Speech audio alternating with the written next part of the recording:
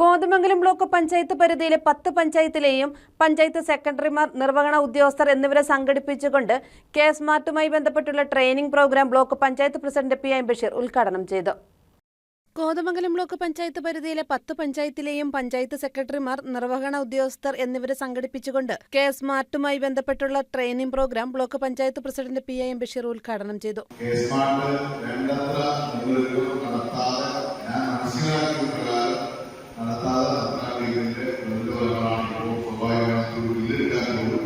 കഴിയാത്ത ഒരു പരിസ്ഥിതിയിലൂടെ കടന്നു പോകുമ്പോഴാണ് ഐക്യവിന്റെ നേതൃത്വത്തിൽ ഇത് വളരെ സുതാര്യമായി എളുപ്പത്തിൽ എങ്ങനെ കൈകാര്യം ചെയ്യാമെന്ന് പഠിപ്പിക്കുന്നതിന് വേണ്ടി ഇത്തരത്തിലുള്ള training programme സംഘടിപ്പിച്ചിട്ടുള്ളത്.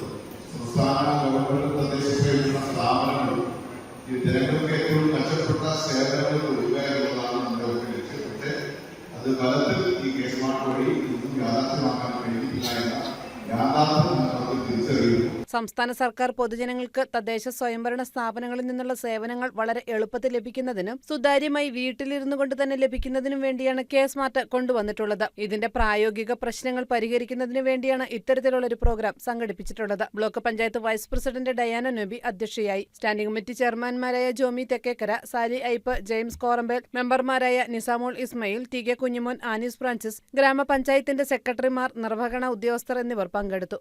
News desk, KCV news.